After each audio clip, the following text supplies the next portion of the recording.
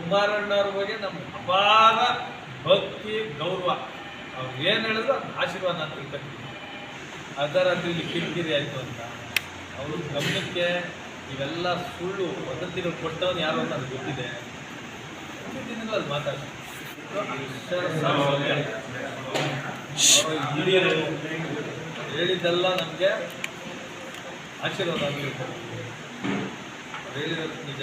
ಏನೋ ಗೊಂದಲಗಳಿದೆ ಎಲ್ಲ ಸಾಲ್ವ್ ಆಗೋದು ಎಲ್ಲಿದೆ ಅವ್ರು ಹೇಳಿರೋದು ನಿಜ.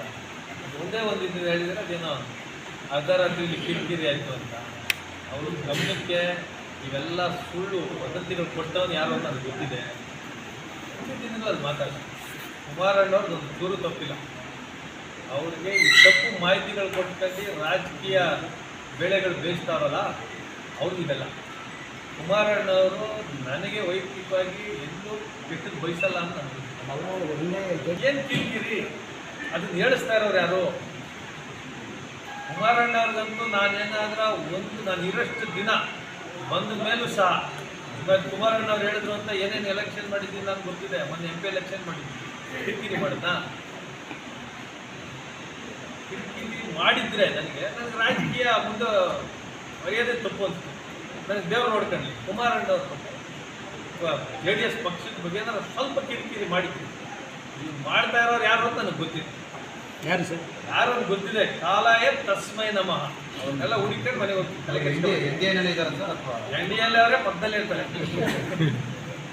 ಸರ್ ಅಲ್ಲ, ಈಗ ನಿಮ್ದು JDS BJPನ ಮಾಲೂರಲ್ಲಿ ಹೇಗೆ ಸರ್? ಭವಿಷ್ಯ ನಾವು ಹೊರಡು ಬಿಡ್ಬಿಡ್ರಿ. ನಾನು ಭವಿಷ್ಯಕ್ಕೋಸ್ಕರ ರಾಜಕೀಯಕ್ಕೆ ಬರೋಲ್ಲ. ಅಲ್ಲ, ನಿಮ್ಗೆ ಬೇಡ, ಬೇರೆಯವ್ರಿಗೆ ನಿಮ್ಮ ಫಾಲೋವರ್ಸಿಗೆ ಇರ್ತದೆ. ಅವರು ಅಷ್ಟೇ. ಯಾರು ನನ್ನ ಜೊತೆಲಿ ಇರೋರು ಯಾರೋ ಭವಿಷ್ಯಕ್ಕೋ ಏನೋ ಆಗ್ಬೇಕು ಅಂದ್ಕೊಂಡಿರಲಿಲ್ಲ. ಅವ್ರು ಇರೋದು ಮಂಜುನಾಥ್ ಗೌಡನ ಜೊತೆ ಇರೋದಷ್ಟೇ. ಅವರು BJP ಜೊತೆ ಇದ್ದಾರೆ. ನಾನು ರಾಜಕೀಯಕ್ಕೆ ಭವಿಷ್ಯಕ್ಕೋಸ್ಕರ ಬಂದಿಲ್ಲ. ಎಲ್ಲ ಮುಗಿಸ್ಕೊಂಡು ಏನು ನನಗೆ ದೇವರು ಕೊಟ್ಟಿದ್ದಾನೆ ಸಾಧ್ಯವಾದರೆ ಸೊಸೈಟಿಲಿ ಬದಲಾವಣೆ ತರೋಣ ಅಂತ ಬಂದಿದ್ದೀನಿ. ಭವಿಷ್ಯಕ್ಕೋಸ್ಕರನೋ ಇಲ್ಲ ಗಂಜಿ ಕೇಂದ್ರಕ್ಕೆ ಆಸೆ ಇದ್ದಿದ್ದು ಏನೇನೋ ಮಾಡ್ಬೋದಾಗಿತ್ತು. ನಾನು ದುಡ್ಡುಗಳು ತಗೊಂಡು ಹೋಗ್ಬೋದಾಗಿತ್ತು. ನೋಡಿ ರಾಜ್ಯಸಭಾ ಟೈಮಲ್ಲಿ ಎಲ್ಲ ಕ್ರಾಸ್ ವೋಟ್ ಮಾಡಿದ್ರಲ್ಲ, ಅವಾಗ ನನಗೆಲ್ಲ ಏನೇನೋ ಮಾಡಿದ್ರು. ಅವಾಗ ಕುಮಾರಣ್ಣ ಬಿಟ್ಟು ಅಲ್ಲ ನಾವು ದುಡ್ಡು ತಗೊಂಡು ಹೋಗ್ಬಿಡ್ಬೋದಾಗಿತ್ತಲ್ಲ. ಆ ಜಾಯಮಾನ ನಂದಲ್ಲ. ಕುಮಾರಣ್ಣವ್ರ ಬಗ್ಗೆ ನಮ್ಗೆ ಅಪಾರ ಭಕ್ತಿ ಗೌರವ. ಅವ್ರು ಏನು ಹೇಳಿದ್ರು ಅದು ಆಶೀರ್ವಾದ ಅಂತ ತಿಳ್ಕೊತೀವಿ. ಅವ್ರು ಇದು ಹೇಳ್ತಾ ಇರೋದಲ್ಲ, ಹೇಳ್ದಲ್ಲ ರಾಜಕೀಯ ಟೆರರಿಸ್ಟ್ಗಳು ಹೇಳಿಸ್ತಾ ಇರೋದು. ಅವ್ರು ಮುಂದೆ ಗೊತ್ತಾಗುತ್ತೆ. ಸುಳ್ಳುನ ಒಂದಿನ ಹೇಳ್ಬೋದು, 2 ದಿನ, 1 ವರ್ಷ, 2 ವರ್ಷ, ಒಂದು 5 ವರ್ಷ, 10 ವರ್ಷಕ್ಕೂ ಗೊತ್ತಾಗುತ್ತೆ.